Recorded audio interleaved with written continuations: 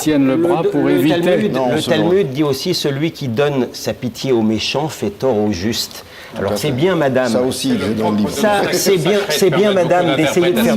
C'est bien, madame, d'essayer de vous faire comprendre les Israéliens qui n'ont pas d'immenses problèmes de compréhension. Il serait bon que M. Obama essaye aussi de se faire comprendre par les Iraniens. Et il serait bon que les journaux israéliens cessent d'attaquer M. Obama d'une façon qui est absolument scandaleuse. De quelle façon ? Il y a eu un titre dans un des journaux, il y a eu un titre dans un des grands journaux israéliens récemment qui disait textuellement « M. Obama, si vous voulez sauver votre présidence, bombardez l'Iran.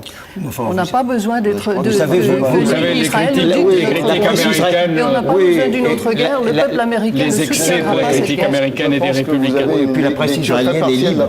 Alors, vous savez, Henri Laurence, à ce stade de la discussion, qu'est-ce que vous en pensez comment on en sort l'État palestinien, dans quelles conditions, avec qui? Au revoir, madame.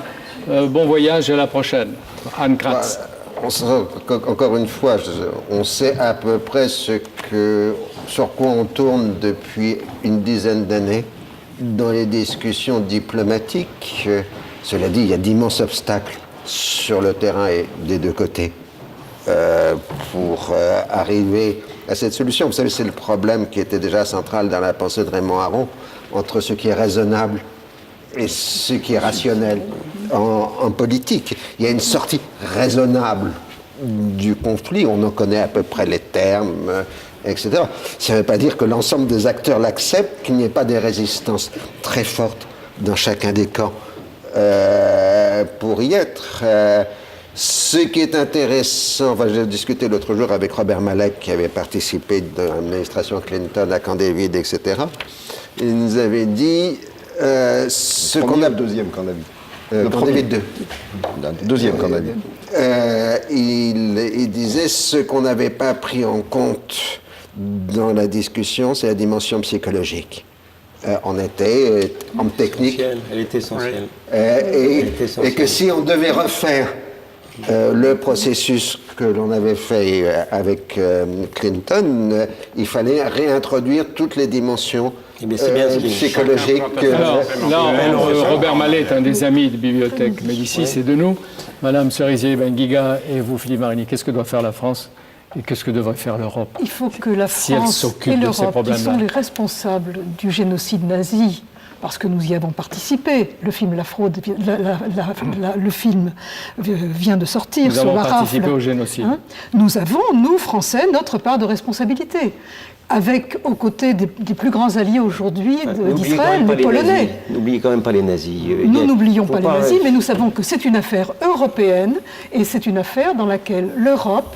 C'est une affaire européenne depuis 1880. Oui. Alors qu'est-ce qu'on fait? Qu'est-ce que doit faire l'Europe demain? Nous cessions de jouer un double jeu, de déplorer ce qui se passe sur le terrain, de dire la colonisation c'est pas bien, de dire c'est pas bien qu'on ne puisse pas rentrer à Gaza, et puis en même temps d'envisager de faire rentrer Israël dans l'OCDE, etc. Nous devons tout faire avec l'Égypte dans la francophonie, pour favoriser Israël dans la francophonie, pour favoriser une unité des mouvements palestiniens.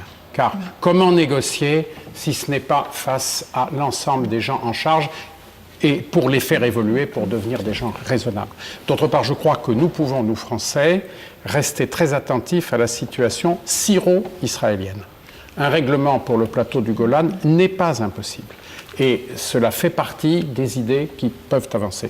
Nous pouvons faire des choses concrètes, en espérant naturellement que le nouvel Obama redeviennent plus disponibles. Oui, et puis que les Européens aussi agissent. Henri Laurence, qu'appelez-vous le rêve méditerranéen? C'est un nom d'éditeur, mais ce que j'ai essayé de décrire, c'est surtout l'unité de la Méditerranée sur 5 siècles. D'abord montrer qu'il y avait une unité écologique, parce que les grands mouvements de l'histoire de la Méditerranée sur 5 siècles s'explique d'abord sur la phase du refroidissement climatique qu'on appelle le petit âge glaciaire, et puis ensuite sur la phase seconde du réchauffement qui commence à 1850. Et en quelques pages, j'ai essayé de décrire toutes les transformations humaines qui se produisent en Méditerranée, à la fois dans la phase du refroidissement et maintenant dans la phase du réchauffement climatique. Alors, bon, il existe une unité écologique de la Méditerranée. Vous dites que ce ne sont pas les espaces géographiques qui font l'histoire, mais les hommes, maîtres ou inventeurs de ces espaces. Et j'ai essayé de montrer comment cette Méditerranée